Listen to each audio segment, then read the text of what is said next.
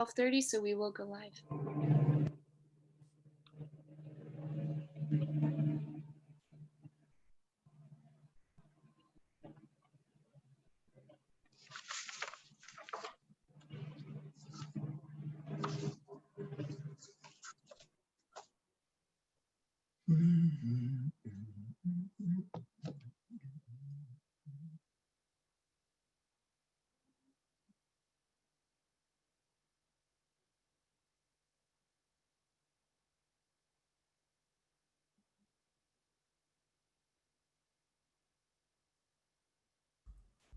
Pete, it's Jeff Garrett here. Can you hear me?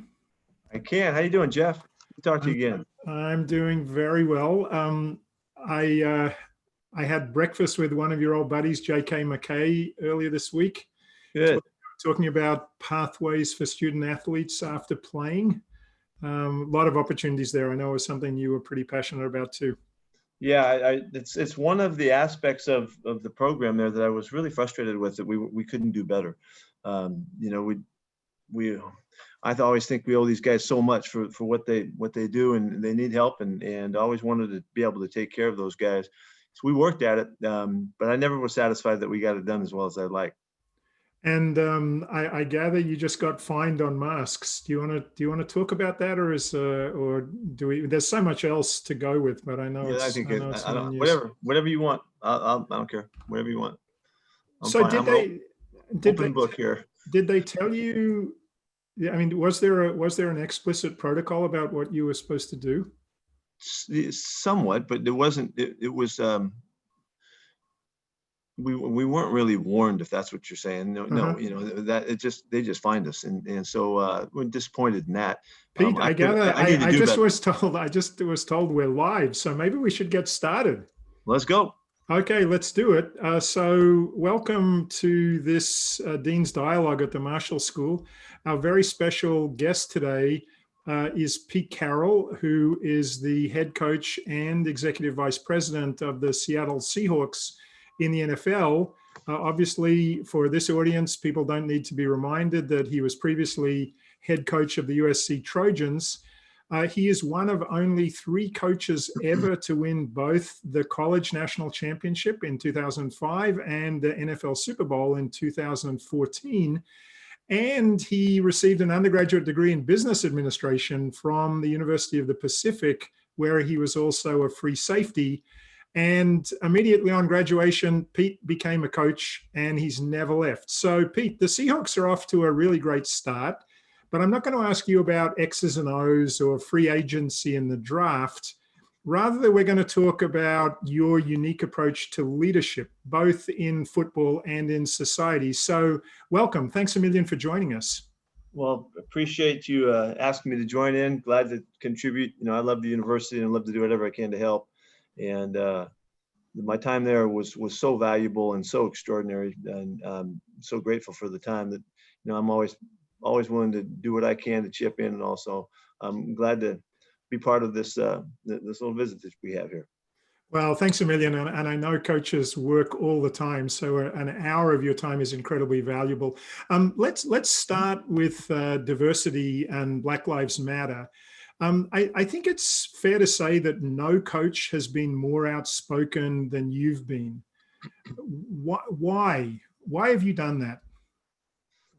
Well, we got a big problem, and issues that need to be addressed, and in particular issues that need to be addressed in a new way than what has happened in the past and what has taken place in demonstrations and all, and the outcry from our communities of color has not been heard or responded to properly and effectively. And really, what I worked on a podcast this summer with in the springtime with Steve Kerr, with the hopes of creating a dialogue and conversations that would take us to issues and how people on the white side of the community view the issues that are going on, and the lack of discussion and dialogue and just kind of a conversation doesn't exist. And so, guys that have been coaching for a long time, I spent a career in coaching, and I've been coaching people from every background you can imagine. And have been very fortunate to have an exposure that a lot of white people don't get. And through the time, and I know Steve and our other coaches, professional coaches that have been through this, we have a unique perspective, I think, because of our interaction. And I hope that we could share some. I hope that we could dialogue some. I hope we could have the guts to speak about things that people are afraid to talk about, to try to create a common language and a common perspective, and better than exists now. So that's and the reason for doing all of that is because this is an issue that needs to be addressed. Black people in particular, brown people in particular, are not being heard, and they have been protesting for hundreds of years. And there's been a lack of ability, a lack of understanding, lack of empathy, a lack of education, background training that has left this this environment less than it should be. And so I just got tired of not hearing anybody talk about it. I mean, how qualified am I? I don't know. I'm a ball coach, but I was willing to say the things I said, and I'll continue to work at it as hard as we can to give people an equal chance to be treated equally. And that's not what happens. And so I'm very, very connected. I've been involved with the community around the university where you guys are, and for years, I mean, I spent 7 or 8 of the 9 years I was there, very connected and very involved on the same issue and the same concerns, trying to bring an equal opportunity for people to be heard and to be received as the people that they are. And everybody needs to be respected, in my opinion. And so that's the only way I've ever operated in my programs. And so I'm not doing anything different than what we've ever done, but I'm just trying to share perspective and talk for white guys that don't talk about these topics. And there's a lot of white people that have never been exposed enough to even have a conversation about it. And so I'm just trying to do. So can I do 2 follow-ups on that? I think I told you that I'm a bit of a sports junkie, and I loved actually your podcast with Steve Kerr, just fantastic. But I think you started thinking that podcast was going to be about the challenges of the pandemic and what remote seasons might look like and that kind of stuff. But then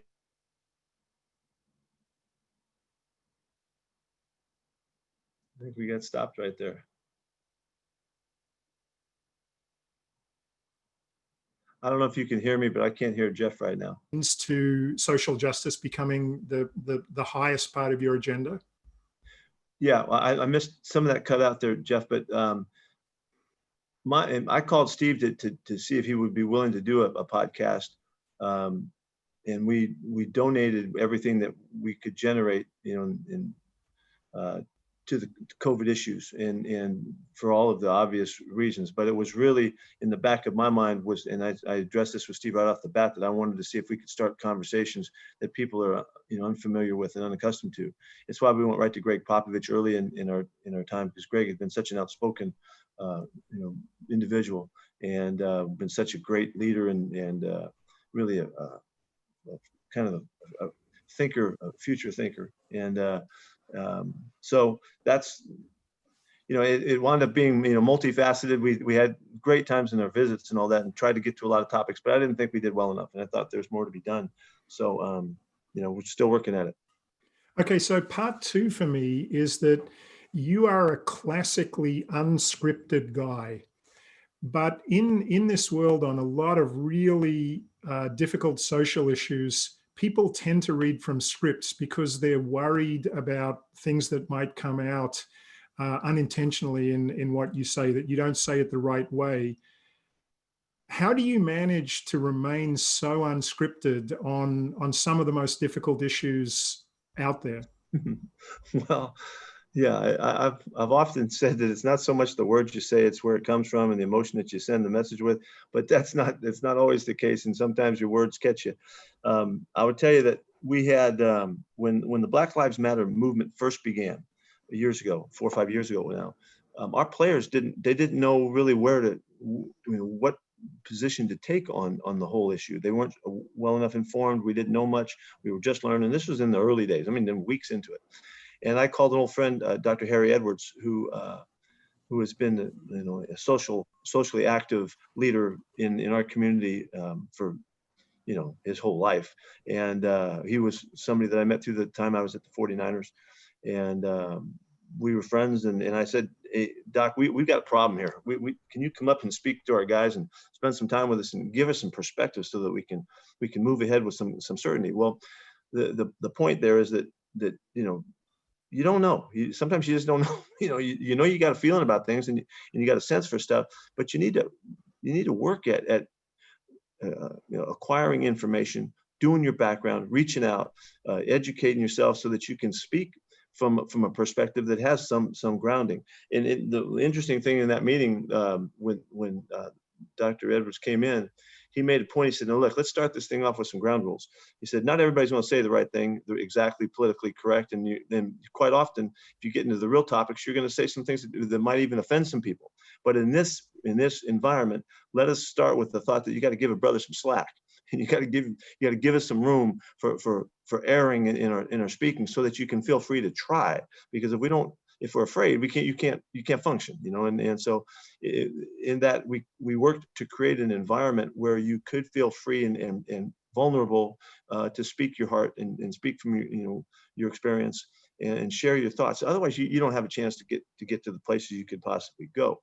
So I've just carried that thought over, that I'm not going to say everything exactly right, and I don't know, I don't know. So Dr. Edwards can, but I can't. But in the meantime, I'm just going to work to prepare myself to find out what my feelings and my emotions really are talking to me about, and then do the best I can. And I think that you have to have a sense of vulnerability there. You have to be willing. I think to be a real leader, you have to be vulnerable. You have to be able to reach into the emotions that will allow you to express yourself in a way that people can understand that you have something to tell them that maybe they haven't heard before, maybe they haven't felt before, and in that, hopefully you can move them, and they want to listen to you a little bit more, and that's kind of what leadership is, I think. And people want to hear what you got to say and what you think and where you're coming from, and so it's all part of it, having enough, I don't know, to say your piece and speak your mind. So people point to differences between the NBA and the NFL, right? NBA more liberal. Players now have slogans on the back of their jerseys, some stuff on the courts. The NFL is viewed as more corporate, less liberal. Do you think that's fair, that distinction between the two leagues? I think there's a deep relationship between the players and the ownership in the NBA that's deeper than what exists in the NFL. They have 12 players on a team, and 15 guys are, involved with playing and with the playing time. And so I think there's more dialogue, more interaction. And I think it's come across in recent years that ownership in the NBA they're really willing to work with their players, and they realize that the players are really what the game's all about. And so they've developed a relationship that I think is really admirable. And I think that we can all in professional sports learn from the depth that they've gone to and the respect that they share. And I think you hear it in both directions. You hear the respect from the players to the ownership and to the management of the league, more so than you do in football. And like we've got 60 something players, here. And so there's a difference in how much you can deal directly. But I really have been impressed with how the NBA is run and how they function. Okay, so let's move to Pete Carroll, the coach. I'm fascinated by what coaches do. Think of all the cliches that are out there: CEO, coach, genius coach, teacher, disciplinarian, father figure. No one size fits all. When people talk about you, they talk about players coach. They talk about fun. They say you're youthful. You have celebrities at practice. Is that the key to your success as a coach? Well, I don't think it's quite that simple, Jeff. But yeah, there's the reason you hear things like that about my style or whatever, how the philosophy that we operate with, is because it is different than what you normally expect to see. And just in a general sense, and I don't get too heavy here, but in a general sense, the classic leadership is kind of authoritarian style, kind of military oriented, top down stuff. And that's the most successful way, I think, in the history of leadership to lead. So can I just break in, Pete, right Sure. there? When you started as a head coach, there were very few coaches who weren't the classic disciplinarian type, certainly in the NFL. But Bill Belichick has gone on record as saying how much he admires you as a coach. Did you think about your philosophy and how different it was from other coaches when you broke into the league, right? And it's a tough time. I mean, you don't have a good season, you're going to lose your job, or certainly 2 seasons, you're going to lose your job, but you were just doing it differently from the outset. Do you remember thinking about that, or was it, again, just part of who you are? Tremendous amount of background in getting to the point where I am right now with all these years that we've coached and done this, and the experiences and all of that. This is a long story, but what I would tell you is that what I was going to say is that I don't do things the same as other people, and but I have learned in understanding performance and consistency and authenticity that you got to do what you're made to do. And you have to do it the way you know best. To act in accordance with somebody else's expectations, you're going to fail for sure. You may do well for a time, but you're going to fail eventually because you're going to get caught. Because when you get to the level of leadership that I'm involved with, if you're not absolutely purely authentic, you get found out. and then your word doesn't mean anything. And then you can't move people, you can't direct them, you can't command them the way you need to.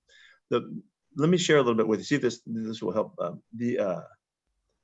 To get to the point where I am now, and to after all these years of coaching, I've been a head coach now for 20 years, over 20 years. I've been fired a couple times when I was trying to figure it out, when I didn't know, and I was trying to understand what I was learning the value of philosophy and the value of authenticity and the value of consistency that I didn't have at an earlier age, but through training and study and education, and experience, I realized how valuable it is to be really clear about who you are and what you are. And that is, I wasn't the same as other people. Just as you're not the same as other people either. We're all uniquely, extraordinarily ourselves. And so to figure that out and to come to a sense of what that is and what that means, and to figure out how you have to express it to others so that they can understand that you have an approach and a mentality and a way of doing your work. That takes time and study and introspection and self-discovery and all of the key things that happen through growing as a man and a woman, and in your ability to be the best you can possibly be. So what happened was, after getting fired the second time, I got fired as a head coach. I did some work that changed me, and because the pain of being locked out of a job that you want and you love sometimes can turn you in a better direction. And I learned from the hard lessons that I had received, and discovered a way to best express myself. I've never been the same as other people, Jeff, but my foundations of my upbringing as a coach and as has all been about discipline and hard work and expectations and standards and the consistency and the work ethic and all of the things that it takes to get that done. People, when they see how I operate, they don't relate that to what I do. But there's no way in the world I could have had the success that I've had if all of those elements weren't absolutely connected to everything that we do. We're strict, we're forceful, we have standards and expectations that you must adhere to, but that doesn't mean that you can't recognize that this is a game of performance that calls for people to find their own self-awareness and their own authenticity, their own connection to who they are. And in our program, it's a relationship-based approach. Our approach is to figure out who people are and what they're best at doing and what they stand for and what's important to them, and then connect with them through relationships and understand how to best service their goals and their desires and what they want to become. And so when I was at SC, for the first time, I was putting the order to that mentality where we could treat people in a unique way. The unique way was to expect them to find themselves in the time they spent with us, and for us to enhance that growth and that realization to help them be the best they could possibly be. And what it has amounted to after in the last 20 years, it's been really clear. We've been winning like crazy for a long time.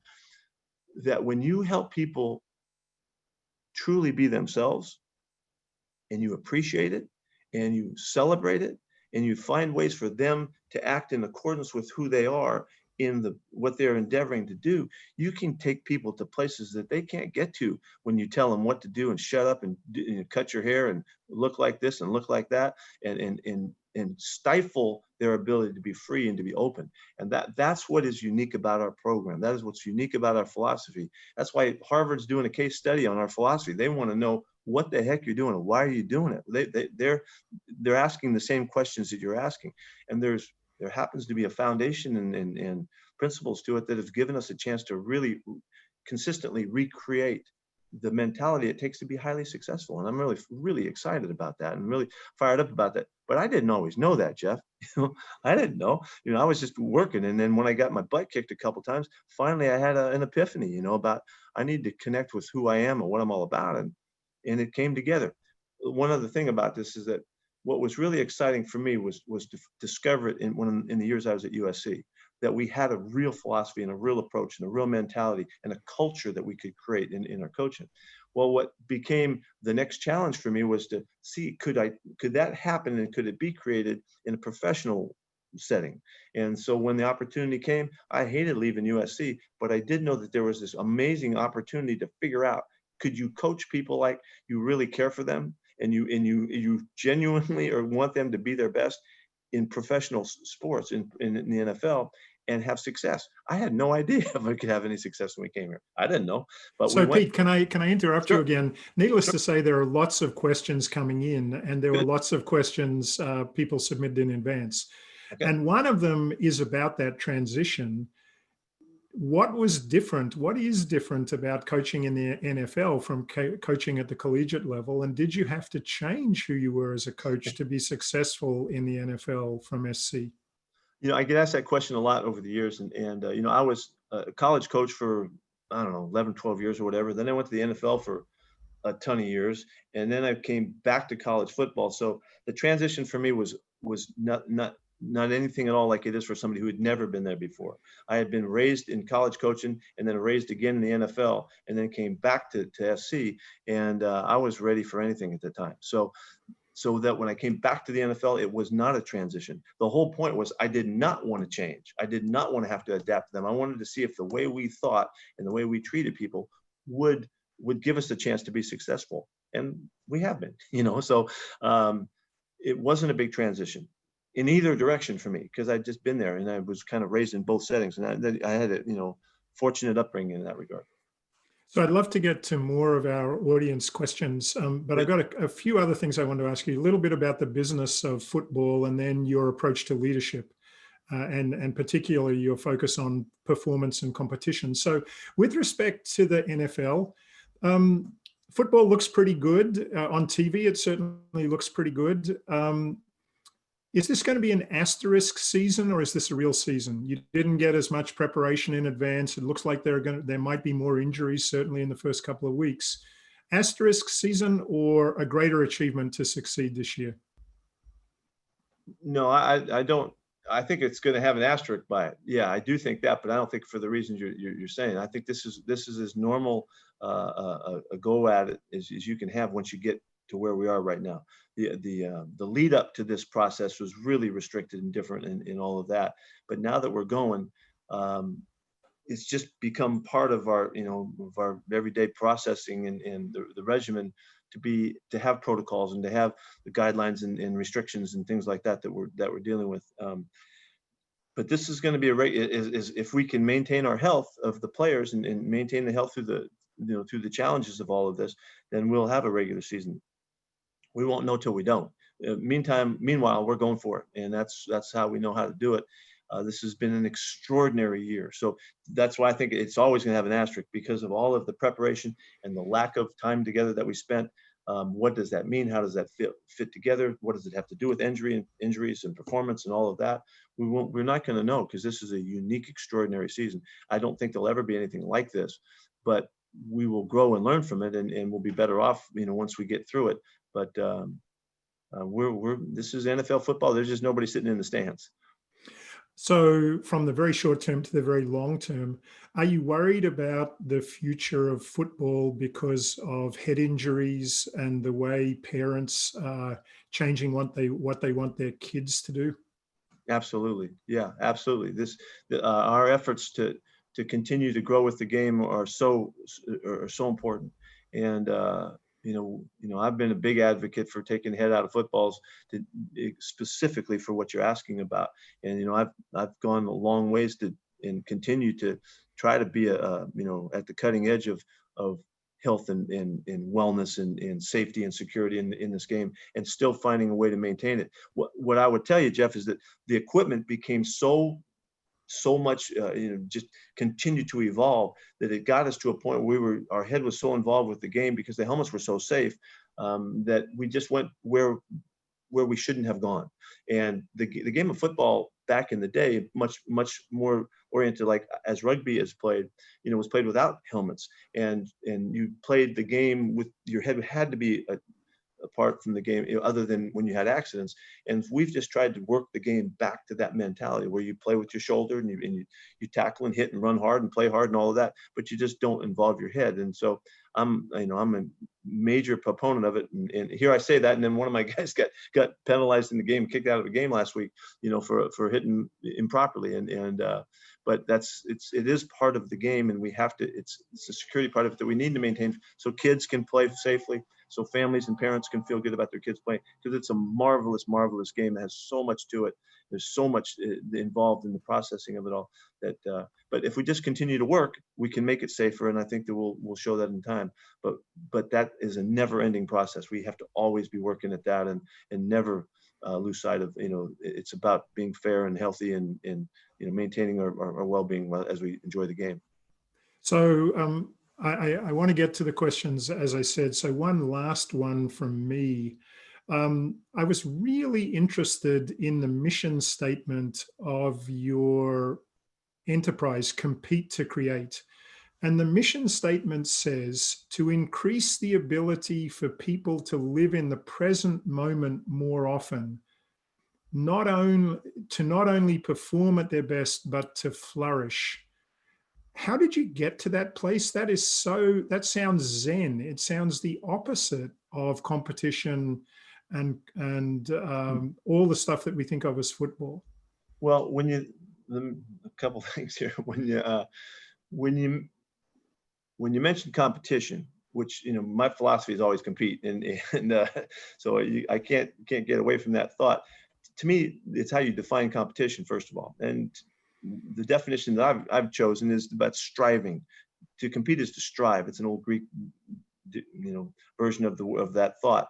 And striving to be your best, striving to be what you want, striving to create what you want, striving to achieve whatever is important to me. That's competing, and that's where we live in a world here in our culture that you're either competing or you're not. You're either striving to improve, to be the best you can be, to be the kindest you can be, to be the lovingest you can be, to be the fairest you can be. I mean, that's the mentality. And so what it really comes down to, as you read the mission statement, it's really about helping people find their best. It's really helping people become what they're capable of becoming. And that has been the mainstay of the work and the coaching approach that I've lived with for all of these years. And so it goes back to people, and it goes back to caring, and it goes back to understanding that not everybody's the same, and people need to be seen as who they are and heard for what they believe in, what they stand for. And that's at the heart of what we do. And so there is Eastern mentality in that. There is a Zen factor in that, to a great extent. But that's, I don't know why that can't be part of what we're doing. And so if you really want to see people be their best, you got to care for them. And that means really that needs to come from love. And that means to come from a place where you care so much that you'll do whatever you can possibly do to help them find whatever they're capable of finding in their time. And I know that that may sound kind of, out there, but I'm coaching up guys in this league playing NFL football with that approach and that mentality and that language on a regular basis. And so, might sound a little different to you, but that's what we're doing. Okay, so just one last thing, Pete, on the other side of that, the kind of quiet in the moment. I don't know whether you watched the US Open tennis, but Victoria Azarenka between games was switching off and trying just to be calm, right? She could be thinking about the next game, the last game. She was trying to turn that all off. Do you think that that notion of being calm in the present is essential even when you're in the vortex of competition like the NFL? Or do you go the other way, that you want to stir up emotions and have people become bigger than themselves? The answer is yes to all of that. In performance, what ultimately is most crucial is your ability to focus and to be in the moment so that you can be present and available to allow your abilities to show. Minimizing distractions, discursive thoughts of any kind, whatever they can be, will serve as a detractor from your ability to focus. And so when she's sitting on the sidelines and you think that she's thinking of nothing, I think she's thinking of everything. I think she's processing everything at the same time in a very calmed manner and allowing the thoughts to come in and out and come and go as a meditative state is. And that's crucially important for you finding the moment that you're in. And the best performances come when you are most absorbed and most consumed. An easy explanation for it is think of a child at play. And you can stand next to a child or sit next with a child at play, whatever they're looking at and playing with, and you see that extraordinary absorption in the moment, the immersion that they have, that clarity of focus. They are totally there. You can talk to them and they can't hear you. They some of their senses aren't even functioning because they're so fully in the moment. That's what the ultimate performance is all about.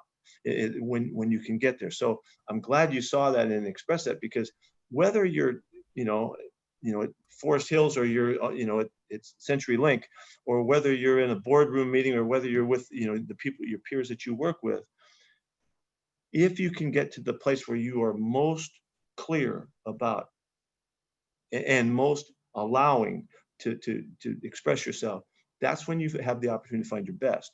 And so that's a huge aspect of this. And so the extraordinary part of it is in the midst of a setting like an NFL football game, when everything's going crazy and the fans are going nuts and the game's on the line, and it comes down to there's 3 seconds on the clock and you got to execute a play and make a decision and function whether you're going to win or you're going to lose, like it happened the other night. That's the purity of the moment that's available if you can be clear, if you can find the focus. And so that's it. To get there and to understand what I'm talking about, it takes extraordinary discipline. It takes extraordinary ability to be in the moment and to be focused and to be there available for what's coming your way. And like when you saw LJ Collier step outside that tight end and make that hit on Cam Newton in the backfield to win the game, that moment that he had to execute the precision and the precise timing comes from years of discipline work to execute under all of those circumstances, win or lose, live or die. That's what that was about. And so so what did I think there are all these great Vince Lombardi quotes, right? One of them that I like is winning's not a matter of life and death, it's more important than that. But in sports, we often talk about the fear of failure as being the prime motivation. I presume you don't buy into fear of failure, but how do you instill not that in players, coaches, and other people? I totally buy into fear of failure.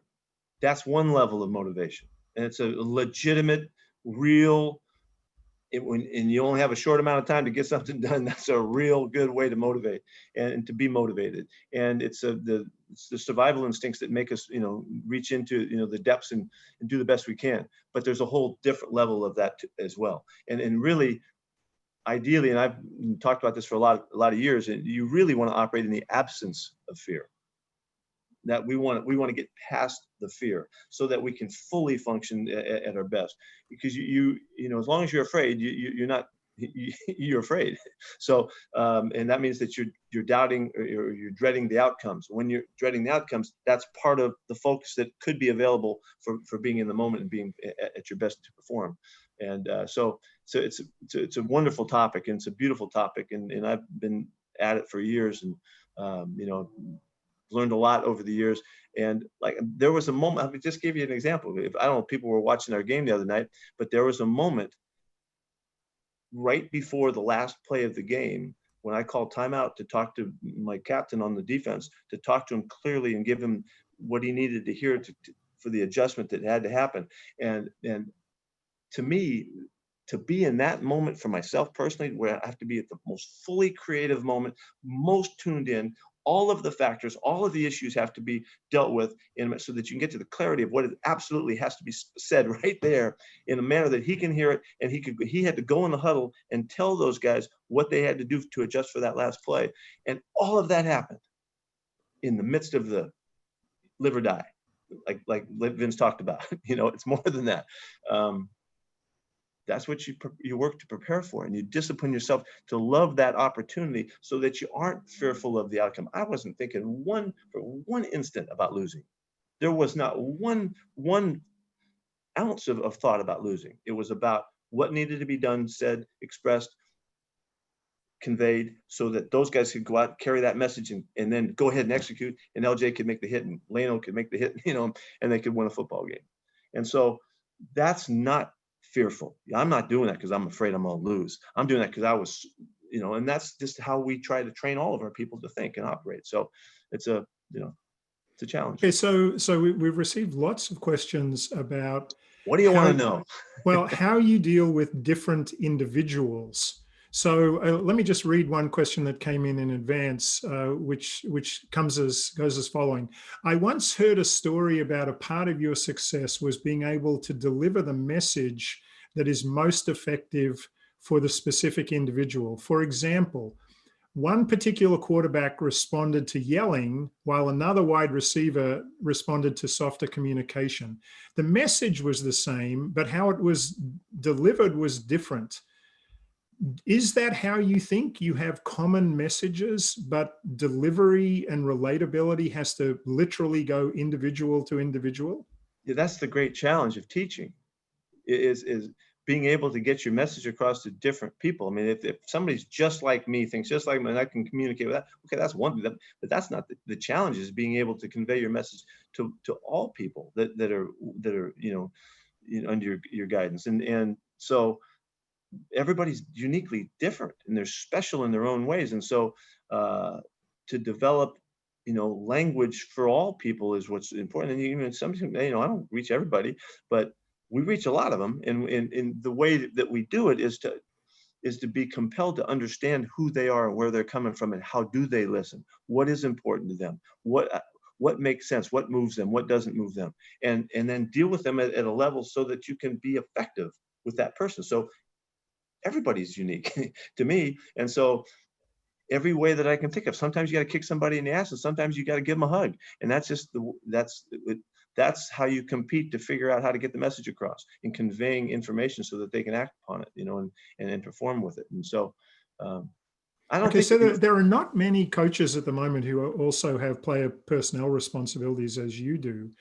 When you think about the people you want on your team, do they have to be a specific type of person, or do you like diversity in human types on your team? How do you think about that?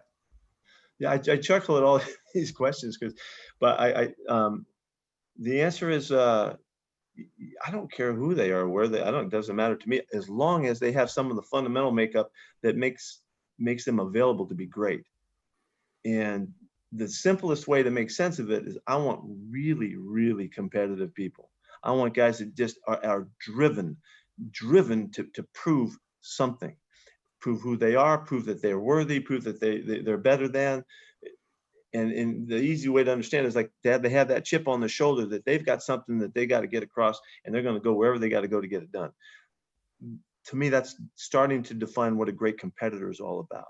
And I'm looking for great competitors, because the competitiveness that's in a person, the grit that they bring to the challenge, is what separates it ultimately. And athleticism, ability, those kinds of qualities are hugely important, but without the core makeup, So there's no closed doors to what the makeup is of the people, but they've got to have, what I'm looking for is that great sense of achievement, and their desire that they have to prove who they are and what they're all about. That's what really makes people go to special places. Okay, and that's bound to be true for you as an individual. So you are the coach who preceded Bill Belichick at the New England Patriots. You also won a Super Bowl, but you lost a Super Bowl in conditions where people trenchantly criticize your decisions. Can you talk a little bit introspectively about your failures and how you have dealt with them, how you've grown from them? Sure. Well, yeah, I have been fired quite a bit over the years, and the people that are listening might understand that the way I think doesn't necessarily jive with whatever other people think. I've been kind of involved with that kind of discussion my whole career, that haven't done things classically the same as others from the outside in, and so there you come time and people let you go, and so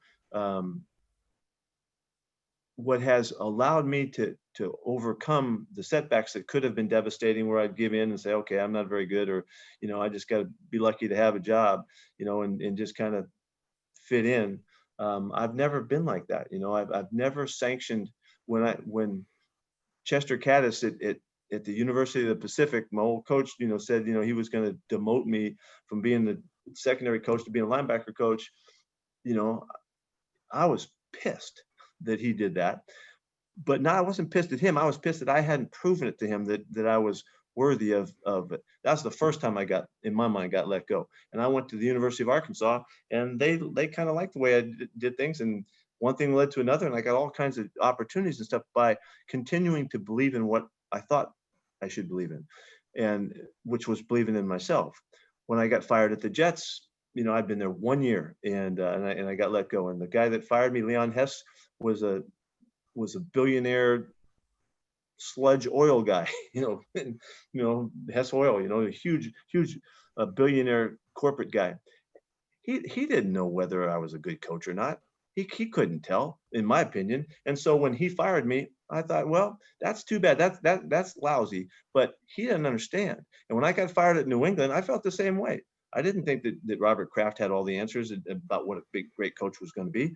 He obviously figured it out because he hired Belichick. He's been one of the best in the history.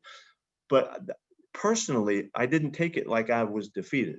And so I set out to find the next opportunity to prove what I thought was real in my own heart, and what I believed in, with the help of people around me supporting me and continuing to, give me reason to keep believing. And it didn't matter what the problems were. I was going to overcome it.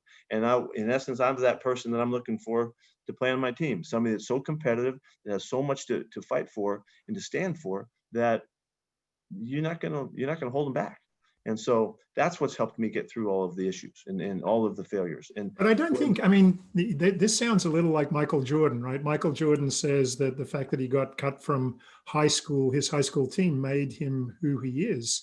You and Michael Jordan are both icons, but I think people, superficially would say, God, you and Jordan are really different humans.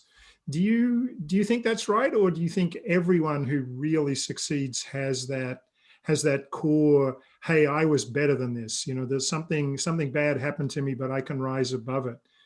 Similar to or different from Michael Jordan? I doubt your vertical leap was ever Michael Jordan's, but what about other similarities? I got a pretty good jumper.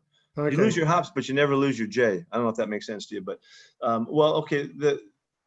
There's a everybody's uniquely their own self, and I don't want to. I love Michael Jordan. I love everything he ever stood for. I loved the Last Dance. Was everybody on my football team. We watched every second of that and talked about every minute of it, so that we could grow and learn from one of the great competitors ever, and to come to understand that, so that we would have a glimpse into the greatness that he stood for in his game,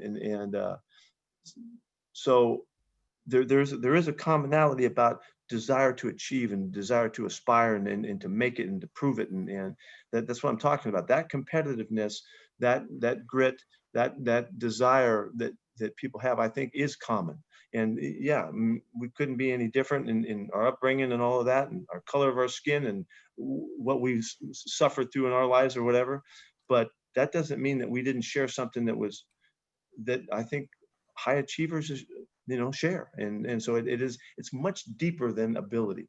But when you have the ability that Michael has, and you have the competitiveness that he had, you're the all-time ever. You're the best that ever lived. Well, that's what he got a chance to prove. And there always will be an argument about that. And I love Kobe too, but I think Michael might have, So the thing I think is important here really is that there's a uniqueness to everybody, and there's a uniqueness that makes them as they are. And what our job is in a lifetime is to figure out what makes you unique and what makes you what you can be, and what is there for you in this life's experience, and are you willing to go for it or not? And some people are more so than others, and that's what life gives us. So somebody just asked a question like me. They listened to your Flying Coach podcast with Steve Kerr, and the questioner says they heard you talk about uncompromising principles.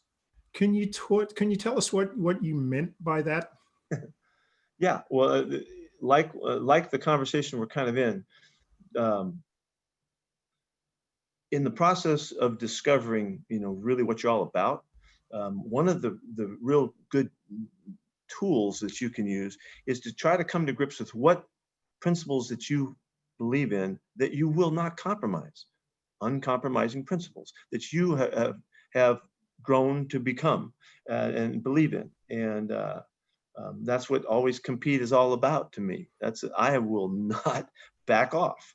I'm gonna keep going for it. I'm gonna keep battling, no matter what the situation is, to get whatever I need to get done in that moment, in that situation. It's not like the uncompromising principle is to win every football game. That's not it at all. It's to be the best I can possibly be, and to help others find the best they can find in themselves. That's an uncompromising principle that I will not back off of, to the point where what I've learned about this, Jeff, is the way that I deal with the players and the coaches and the people that I deal with is from a perspective of love. If you truly love somebody, you'll do anything you can in your power to help them in every way and protect them in every way that you can. And in that, the way I see it, when you love somebody like your children, you want them to become all that they can possibly become, to experience all that life has to offer them. And so when you live like, that's an uncompromising principle for me. And I don't always operate well in that manner. I screw up and I miss opportunities, and I don't observe like I should. I don't listen as well as I should. I don't see the things that I should have seen that were available to me. And so I come back at it and try to find another way to see things more clearly, to find the clarity that can allow me to help somebody. And so those are principles that I live by, that I won't compromise on. And it doesn't matter what happens. So when somebody else can when you can discover a principle that is an uncompromising principle for yourself, that's a powerful moment, because it's the insights to who you really are and what you're all about. And that gives you an opportunity to connect with the authenticity that is the challenge of a lifetime. I think it's what we're challenged by, to become everything that we can possibly become. And that doesn't mean you have to be a star player or a big time CEO or a coach or anything. I mean, you can be an extraordinary third base coach on a little league team. It just depends whatever is important to you. And so.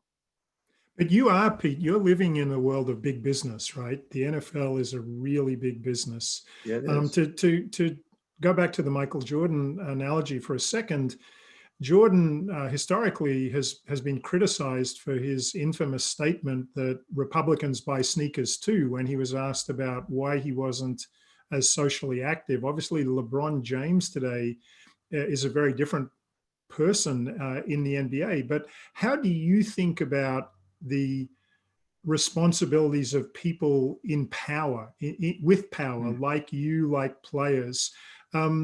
Is your responsibility to the principles you hold dearest? Somebody in the questions talked about John Lewis's term, making good trouble. Or is your first responsibility, does it have to be to making the right business decisions for your employer? Well, it depends, on who you are. Some people, are going to walk that line and they're never going to cross that line, whatever that is, to challenge the authority, to challenge, the chain of command and all that. I really believe that we need to do things for the right reasons. And that's something that is really important. And so often we operate to fill needs and desires and issues and stuff, as opposed to doing what's exactly right for the people that you're involved with. I mean, look at the political discourse right now that's going on. This is such an extraordinary time of obvious polarization and how people are choosing to act in their lives and the integrity that they're allowing to enter into the decision making and what they stand for and all of that. This is such an extraordinary time, and it's so challenging. And I think you should do things. You got to do things. You've heard enough of me today. You should do things exactly in accordance with the way you feel, and hopefully, and my observation, I wish people would love each other and they would care so much about each other that they would understand what it is to demonstrate the empathy that they can generate, to take care of the people around them, to have the most fullest opportunity to live everything. I mean, it sounds like it's the same topic to me that doesn't change whether you're in business or whether you're in family or whether you're in social settings or it's an obligation that I feel that I think is really important. And so, I don't know. Go ahead. What's the next question? So two last questions, I think. The first one is very pointed, and it's based on what you just said. Somebody just asked, you and your team bring such genuine spirit and energy to everything. Is there a way to bring that energy into a corporate environment? Absolutely. So how do you do it? How do we all do it? Absolutely. There's a culture around you, whether you want to admit it or not. You've got your own personal culture, you've got your family culture, you've got your business culture. They're there. If you'll take a step back and observe the culture that you're operating in, and they change from different aspects of your life, but you find that there's a way that you operate, there's a way that's accepted, there's a way that you anticipate and have your expectations set. Well, if it's okay, then just live the one you're doing. But if you want to have a better culture, if you want to create a culture around you that would allow you to be more productive and more prosperous and have a more caring, deeper relationship with those that you work with, you can have it. You have to go for it. And the way you do it, I think, is you care for the people around you so much that you'll help them understand that you care so much. See, it's okay to care a lot. We kind of think that, if you care a lot, then you're soft. If you care a lot, you don't get it. You're not vigilant enough or whatever. It's the other way around to me. The challenge, the warrior is to care so much that you'll go wherever you have to go to demonstrate that. And in that, you give the people that you're dealing with the opportunity to be supported, to be their best. When you create an environment like that, it doesn't matter where you are. It doesn't matter what venture you're challenged by or chasing. You have the ability, and one of the final things I'd like to say to these guys, that whoever, I don't even know who's listening, but that we have the power. We have the power to control the lives around us. We don't have to let anybody else control it. Yeah, there's restrictions and there's issues and stuff, but we still have the power to guide it. And particularly when you're talking about culture, and culture of a university, culture of a discipline in business, a culture of the administration, the sports programs, you have total control of that. If of the world around you, but you have to set your standards. You got to know what you want to do. You got to know what you believe in. You got to know what's important to you. And you got to go for it, and you got to fight for what's right and do the right thing and live for it and live by it. And you can't help but influence what's around you. So in the NFL, you can have fun every freaking day. You can work every freaking, as hard as you've ever worked in your life on a particular day, and enjoy the hell out of it and get better and understand it and relate to the people around you and see them get better too. And when you're in that kind of environment, then you can have a chance to do great things together. And but it takes commitment, and it takes the understanding of the principles. It takes understanding of uncompromising principles, and then you gotta you gotta go for it. And so So maybe Pete, the last question is not a surprising one. You have discovered the secret of eternal youth. Not many people are as blessed. How long are you going to keep doing this? And what do you think comes next? well, I read something that David Brooks wrote. He's a columnist or whatever out in an author in New York. He said, he'd troubled through his life of, each year kind of evaluating, okay, what's going to happen next year and what am I going to do, and toiled his way through it, and finally came to a decision where he said, I'm not going to do that anymore. That's a pain in the butt, and it's always stressing me out. All he said, I'm going to change my view, and I'm going to look at 5 years, and I'm going to project out 5 years what I'm going to do, and then each year I'm going to revisit that, and I'm going to put out another 5 years, and that's going to be my discipline about how I look towards the future. And I said, I like that, and that makes sense to me, because I've been in the 1 year cycles. What's going to happen next, and the next, and the next. I don't think that's what's most productive. I think it's challenging and it's motivating to some extent, but I don't think it's most productive. I think it's better to get in a mentality where you can think clearly and not have to always have these boundaries and standards and things that can mess with your ability to perform. And so I adopted that. So my answer is, I'll let you know 5 years from now. Okay, but what about 5 minutes from now? When you're not working, what do you do? Are you the same person? Do you need to switch off? Is it too hard being you, or is it just who you are, and so you're this way all the time? Well, when you live your life thinking that something good is just about to happen, it's not too hard to be looking forward to that next moment. And so that's kind of how I'm doing it. I couldn't do what I'm doing and be some person over here and some person over there and be connected to all the stuff I just told you guys that are important to me. And so, I'm trying to find the quiet of every moment, regardless of where it is, and the spaces between the spaces, wherever it is, and be present as consistently as I can, and trust that that's going to work out. And that's kind of how I go about it. So,